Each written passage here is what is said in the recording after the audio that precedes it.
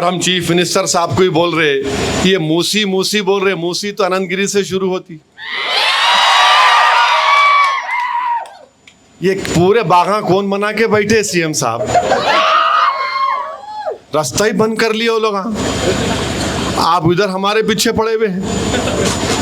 موسی یہاں سے شروع ہو رہی, یہاں سے شروع ہو کے وہاں جا کے نلگنڈا میں جاتی ہوں انہیں. تو ہم بھی گورنمنٹ سے بولیں گے ذرا دیکھو ان چیزوں کو آپ. ہم کو کوئی مطلب نہیں ہے. ریونت ریڈی چیف منسٹر ہے, ان کو پبلک نے ووٹ دیا, آپ جیت کر آئے. ہم پھر سے کہہ رہے ہیں کہ غریبوں سے انصاف کرو بس. آپ چاہے کوئی بھی ہو, کسی مذہب کا ہو, سب سے کمزور سے انصاف ہونا چاہیے. سب سے طاقتور سے انصاف نہیں ہوتا. ہمارے ریاست میں کمزور مسلمان ہیں, دلت ہے, آدیواسی ہے, اور ان سے پہلے انصاف ہونا. پدلو درولو سے انصاف نہیں ہونا, پہلے غریبوں سے, مظلوموں سے انصاف ہونا. ہم لڑتے آئے ہیں غریبوں کے لیے اور انشاءاللہ لڑتے رہیں گے. ہم امید کریں گے کہ چیف منسٹر میری اس بات کا نوٹس لیں گے اور انشاءاللہ تعالی غریبوں کو ان کو تکلیف نہیں ہوگی, وہ ایسا فیصلہ لیں گے موسی کے بارے میں. اور امید کرتا ہوں کہ وقارآباد میں مجلس اتحاد المسلمین کو آپ مضبوط کریں گے. اور ہم یہ بھی بتانا چاہ رہے یہاں پر ہمارے پرساد صاحب سے, جو ماشاءاللہ سے اسپیکر بن گئے تلنگانہ اسمبلی کے, کہ یہاں پر ٹاؤن میں قبرستان جانے کی روڈ کے لیے پرساد صاحب ذرا بجٹ دے دو. آپ اسپیکر ہے. اور شیوا ریڈی پیٹ میں ایک آبکاری ایکسائز ڈپارٹمنٹ کو لینڈ دیے. یہاں کے اقلیتوں کا یہ مطالبہ ہے کہ کمیونٹی ہال بنا دیا جائے. وقارآباد ٹاؤن میں ڈائٹ کالج اردو میڈیم میں سٹاف نہیں ہے. پرساد صاحب ذرا سٹاف کا اردو لیکچر کا انتظام کروائیے. وقارآباد ٹاؤن میں اردو ڈگری کالج سینکشن کرانا ہے. اور انشاءاللہ تعالی یہ اور ایک کون سا ہے کہ جلد سے جلد کام سٹارٹ ہوگا, اردو گھر شادی خانے میں یہ ہے. اور انشاءاللہ تعالی یہاں پر وقارآباد, تانڈور, کوڈنگل, پرگی سے بھی ہمارے صدر معتمد آئے ہیں. انشاءاللہ تعالی یہ تمام کام ہے. میں انشاءاللہ میں خود جا کر چیف منسٹر سے بھی اور پرساد صاحب سے بھی ملوں گا. میرے عزیز دوستوں اور بزرگوں, حدیث شریف میں آیا کہ رسول اللہ صلی اللہ علیہ وسلم نے ارشاد فرمایا کہ اپنی اولاد کو 3 چیزوں کی تربیت دو. ایک, ان کو اللہ کے رسول صلی اللہ علیہ وسلم کی محبت دلاؤ. دوسرا, ان کو رسول اللہ صلی اللہ علیہ وسلم کی اہل بیت کی محبت ان کے دلوں میں پیدا کرو. اور تیسرا, ان کو قرآن پڑھاؤ. اس لیے کہ جو قرآن کے پڑھنے والے ہوں گے, جو حافظ قرآن رہیں گے, وہ قیامت کے دن, جس دن کسی کا سایہ نہیں ہوگا سوائے اللہ کے سائے کے, وہ اس دن اللہ کے سائے میں رہیں گے. تو میرے عزیز دوستوں اور بزرگوں, یہ ہمارے لیے ایک بہت بڑی فخر اور اعزاز کی بات ہے کہ اللہ نے ہم کو اور آپ کو رسول اللہ صلی اللہ علیہ وسلم کا امتی بنایا. میرے عزیز دوستوں اور بزرگوں, قرآن کریم میں اللہ ارشاد فرماتا ہے کہ وَمَا أَرْسَلْنَاكَ إِلَّا رَحْمَةً لِّلْعَالَمِينَ. اللہ فرما رہا ہے محمد صلی اللہ علیہ وسلم کے بارے میں کہ ہم نے آپ کو تمام کائنات کے لیے ایک رحمت بنا کر بھیجا ہے. اور رحمت ان لوگوں کے لیے پوری ہوتی ہے جو رسول اللہ صلی اللہ علیہ وسلم کو اللہ کا آخری نبی مانتے ہیں. جو لوگ آپ کو نہیں مانتے ان پر رحمت پوری نہیں ہوتی ہے. تو کسی نے حضرت عباس سے پوچھا کہ بتاؤ جو نہیں مانتے ان کے لیے کیا ہے؟ تو حضرت عباس نے فرمایا کہ جو لوگ اللہ کے رسول کے پیغام کو نہیں مانتے تھے, اللہ ان پر اپنے فطروں سے ان پر عذاب بھیجتا تھا, اللہ ان کے چہروں کو بگاڑ دیتا تھا, اللہ ان کے گھروں کو زمین میں دھسا دیتا تھا. یہ محمد صلی اللہ علیہ وسلم کی رحمت ہے کہ اللہ ان لوگوں پر اپنا اس طرح کا عذاب نازل نہیں فرماتا ہے. میرے عزیز دوستوں اور بزرگوں, ایک صحابی نے عرض کیا کہ رسول اللہ صلی اللہ علیہ وسلم آپ مشرکوں پر بددعا کیوں نہیں کرتے؟ تو اللہ کے رسول صلی اللہ علیہ وسلم نے فرمایا کہ نہیں, میں صرف رحمت ہی بنا کر بھیجا گیا ہوں۔ میرے عزیز دوستوں اور بزرگوں، اس طرح کے جلسے جو علماء کرام جس میں آ کر اپنے بصیرت افروز کتابات سے آپ کو اور ہم کو نوازتے ہیں، بتاتے ہیں۔ حدیث شریف میں آیا کہ اللہ کے رسول صلی اللہ علیہ وسلم نے فرمایا، حضرت انس رضی اللہ تعالیٰ عنہ سے روایت ہے کہ کسی نے آ کر پوچھا کہ یا رسول اللہ صلی اللہ علیہ وسلم قیامت کب آئے گی؟ رسول اللہ صلی اللہ علیہ وسلم نے ارشاد فرمایا، تم نے اس کے لیے کیا تیاری کی؟ تو اس شخص نے فرمایا کہ میرے پاس کوئی تیاری نہیں ہے، صرف ایک ہی چیز میرے پاس ہے، وہ یہ ہے کہ میں اللہ اس کے رسول سے بے پناہ محبت کرتا ہوں۔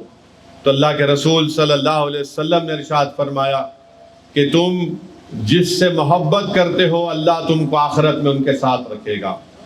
تو حضرت انس نے فرمایا کہ میں رسول اللہ صلی اللہ علیہ وسلم سے محبت کرتا ہوں، میں ابوبکر صدیق اکبر سے محبت کرتا ہوں، میں فاروق اعظم سے محبت کرتا ہوں، اور محبت کی بنیاد پر میں ان کے ساتھ رہوں گا، گو میرے اعمال ان کے برابر نہیں ہیں۔ تو میرے عزیز دوستوں، نوجوانوں، اللہ کے رسول صلی اللہ علیہ وسلم سے ہم کو اور آپ کو بے پناہ محبت کرنے کی ضرورت ہے۔ اگر ہم دنیا میں کسی اور سے محبت کرتے ہیں تو پھر یاد رکھیے ہمارا خاتمہ ان کے ساتھ ہوگا۔ اگر ہم رسول اللہ صلی اللہ علیہ وسلم سے محبت کرتے ہیں تو ضرور اللہ سبحانہ و تعالی ہم تمام کو رسول اللہ صلی اللہ علیہ وسلم کے دامت رحمت سے وابستہ کر کے رکھے گا۔ میرے عزیز دوستوں اور بزرگوں، قرآن کریم میں سورہ حجرات میں اللہ فرماتا ہے کہ اے ایمان والو اپنی آواز کو اپنے رسول کی آواز کے آگے بلند مت کرو، ورنہ تمہارے اعمال حق کر لیے جائیں گے، یعنی ختم کر دیے جائیں گے۔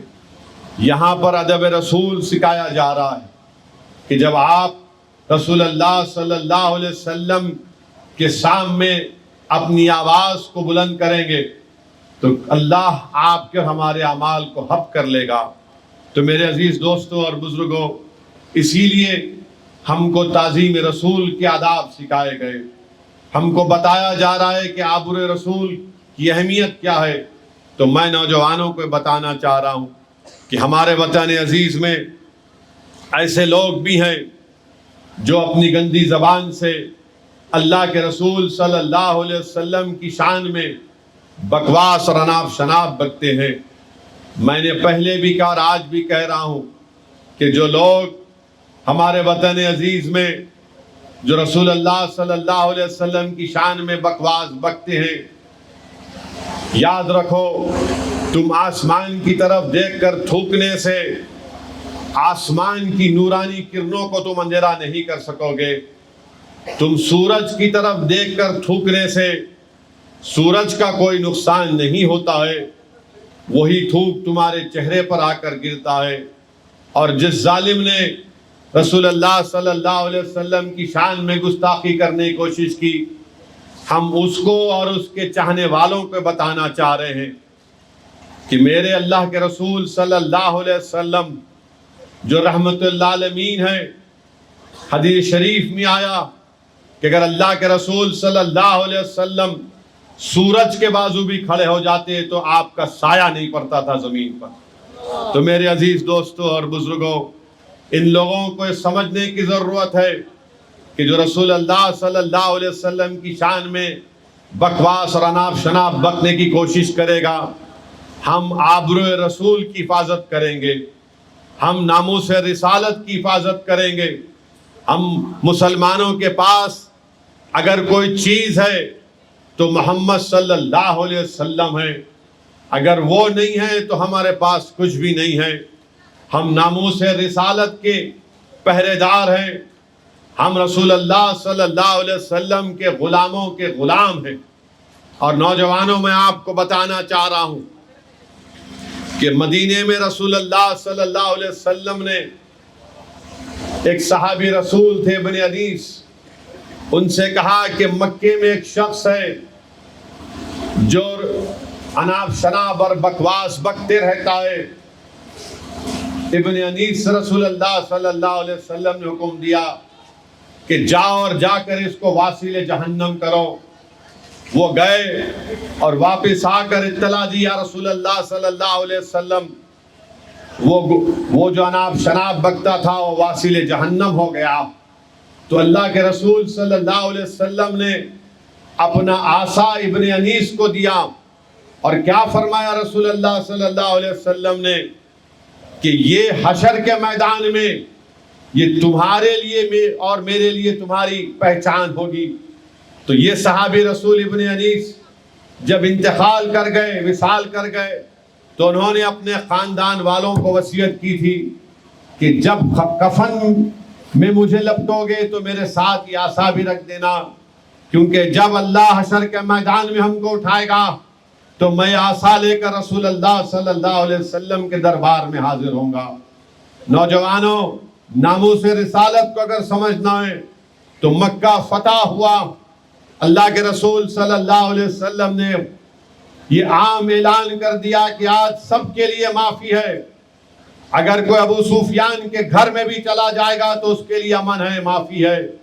مگر رسول اللہ صلی اللہ علیہ وسلم نے فرمایا تھا، ابن خطال ایک شیطان تھا جو اپنی لونڈیوں کے ساتھ رسول اللہ صلی اللہ علیہ وسلم کے بارے میں بکواس بکتا تھا۔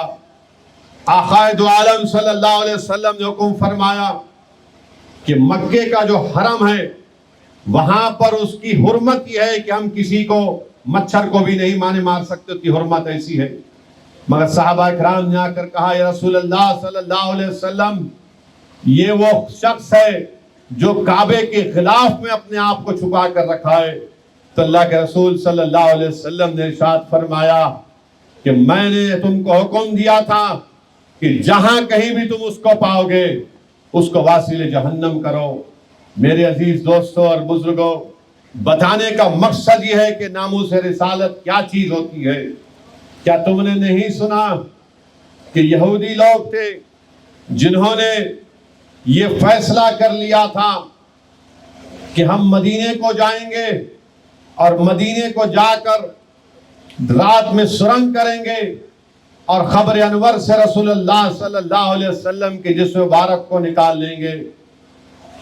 دن میں بڑے اپنے آپ کو متقی پرہیزگار دکھاتے تھے، ہمیشہ دن میں عبادت میں مصروف رہتے تھے، غریبوں کو پیسے دیتے تھے اور رات میں سرنگ کھودتے تھے اور مٹی اٹھا کر لا کر جنت البقیع میں پھینکتے تھے۔